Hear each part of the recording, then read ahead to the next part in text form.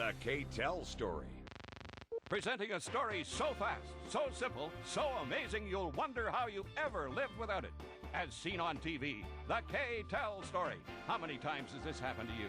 You're raised dirt poor as a kid on the farm, and then through fate, hard work, and a little moxie, you're running a huge international conglomerate, teeming with staff, selling millions of records and kitchen doodads. Wouldn't it be great if it could go on like this forever?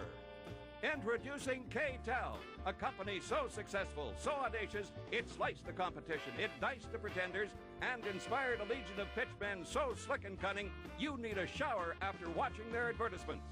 So delicious. From kitchen gadgets to disco records to personal grooming and everything in between, K-Tel has been the music and gadget master of choice for over 40 years. Learn how it all began. See how it all fell apart. Be astounded as they recover from disaster. The story of K-Tel International, on now and only 1 hour long. Makes a great gift. If there were a gadget graveyard, a place where bits of broken plastic and unfulfilled promise went to die, then surely it would be littered with the kitsch that K-Tel once peddled. K-Tel Knitter. K-Tel, for anyone too young to remember, or those who spent the 70s without electricity, was one of the largest, loudest, and most successful marketing companies the world would ever know. Makes an ideal gift for fishermen of all ages. The amazing Miracle Brush-O-Mat. Based in Winnipeg, K-Tel would eventually conquer the world by bombarding consumers with a wave of TV and radio commercials so annoying, so bombastic, and so often that resistance was futile. Now K-Tel brings you the new fold-away dish rack, the Space Saver. It was snake oil, polished up and broadcast for the 20th century. Whips, mixes, and beats. And we, the TV-loving public, were very open to being sold. Serve, and the game is on. In the beginning, their product line was mostly gadgets. Gadget is an industry term, which by definition means something you won't ever actually use. Price point was very important. It was always $1.99, $2.99, $3.99, never $4, never $4.05. You know, a guy paid $2 for him or $3 for him. They go, oh, hell, I'm not going to get it back, you know. Only $2.99. Unique spring-action teeth penetrate the meat, softening chewy fibers. You save money by using less expensive meat cuts. Confident they'll be tender and so delicious. Regardless of how much they were used or not, K-Tel successfully sold millions of products around the world. Some removed lint, others removed clutter. Does your tape collection look like this? One helped consumers create hazardous collections of lip-splitting barware from otherwise harmless bottles. Look what you can make, and it saves money too. Eventually, K-Tel would provide the ultimate service to humanity by packaging up collections of songs on single albums at discount prices. These were known as compilations. Now, cramming 24 songs on one record may seem like a noble idea, except here, too, they were sneaky. They'd fade the songs out early and use cheap vinyl, which of course reduced the quality of the original recordings. Now, the audiophile would say, oh, that was a terrible sin against the empire, but in reality, the consumer who was buying from this LP with 24 hits on it at Kmart was pretty happy that they had gotten this much music on that disc. If sales were any indication, then consumers were delirious. The estimates vary, but conservatively between the late 60s and mid-80s, K-Tel would sell 500 million records around the world. So how did this whole crazy thing start? Well, the brains of the operation was Phillip Kives, a big strapping farm lad from Saskatchewan. Phil knew what it was to be poor, but from the very beginning had learned that hard work and the occasional scam could see a person through. You know, when I went to school, when I was a kid, about 7, 8 years old, our municipality where we were living in, we used to pay the kids a penny a tail if we do away with the gophers. And I used to then started cutting the tails in half a certain way, and all of a sudden I was making 25 or 30 cents a week instead of 10 or 15 cents. Bigger things were around the corner when Phil moved to Winnipeg in the mid-1950s. He had family in the city's north end, and he hustled to earn his keep by driving cab. One day, he scoured the classified ads for something new, something bigger, something stainless. I quit driving taxi and I went selling cookware. And I couldn't make a sale for all my money in the world. You know, it was tough going. I felt so sorry for the people.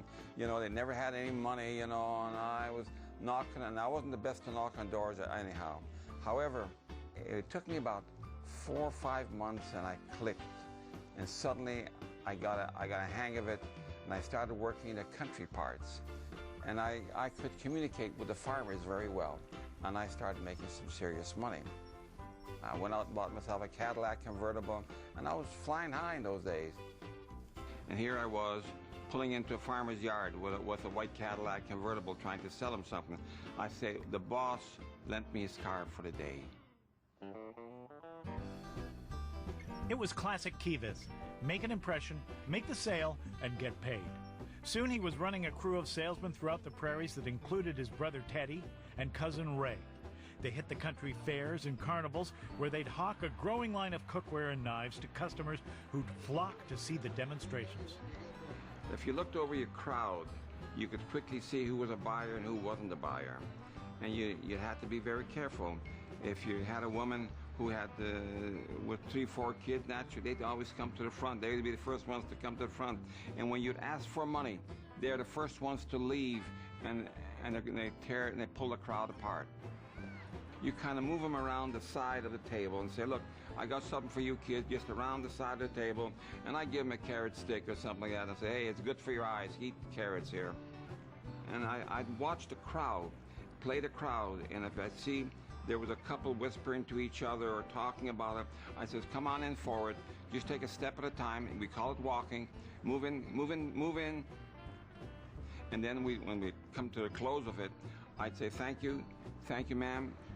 Just hold on to your money. Even there was no money there. There was no money there at all. But they'd all look over their shoulders. Well, yeah, thank you, lady. Just hold on to your money. I got more. I want to show you more. As soon as somebody came up with some money, I could see them. They were coming up with some money. I said, thank you, lady. There's one for you. Now let me package all this up for you. There's one other one for over there. Even though there was nobody there. But this is how I got them interested. And before you know, if you get 1, 2 going, and then they all fall into line. This ability to read crowds and convert lookers into buyers was Phil's strength. He added more products and more demonstrations, the most bizarre of which was surely handwriting analysis. The Kiveses bought punch card machines, typed up a bunch of cards filled with fortune cookie wisdom, and charged people 50 cents so these impressive-looking units could analyze their signature or predict their future. Everybody left happy, having confirmed what was already suspected, that they were talented lovers, born leaders, or destined for greatness. The Kiveses chased the fair and carnival circuits south through the Midwestern states, and Philip eventually wound up on the boardwalk of Atlantic City. This was the major league for carnies.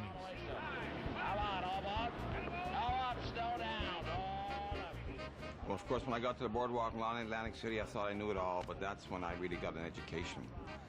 And there's a different element of people out there. You're selling to people out of New York, out of New Jersey, and they're tough. If I didn't produce, there were 10 people behind me who weren't ready to take my spots. A new product, the world's first non-stick fry pan, had become a hot seller on the boardwalk.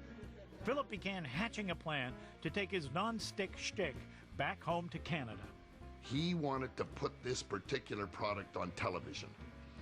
Well, the problem was, and I didn't know this at the time, but Philip didn't have the money to be able to buy the TV time.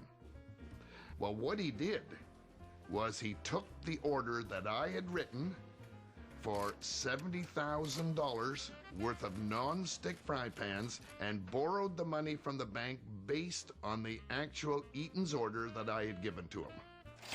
It was more classic Kives. Armed only with an order from the department store, he parlayed it into cash for both the product and the commercial airtime. And I made my first live TV spot on a non-stick fry pan. It was a 5-minute spot, by the way, and it wasn't done anywhere in the world that I know of. And 20 minutes later or half an hour later, he'd run down to Eaton's and stand in line and wait for the people to come and buy them. It was unbelievable. It was an unbelievable time. The orders just started flowing in our telephone room. The customers would phone from their homes, have seen the item on TV, and would purchase it over the telephone, and then we would deliver it to them. It was frying pandemonium as Eaton started selling thousands and thousands of Phil's first as seen on TV product. It was also that eureka moment when Phil Kives stood back and realized that his hard sell, Carney-style demonstration could connect with a large television audience. It was beautiful. It was an epiphany. It was a disaster. There's only one problem with the fry pan. It was a new fry pan that just came out those days, and the Teflon all peeled off. We sold 15,000 Winnipeg, and we got back about 20,000. And I'll never forget Eaton trucks backing up and just dumping the fry pans into the garage. You know, in those days, there were a lot of fried eggs that were Teflon coated. It didn't matter. The farm kid / Carney Barker was literally rewriting the rules of advertising. Despite the setback, Phil Kives had seen the future, and the future was on TV.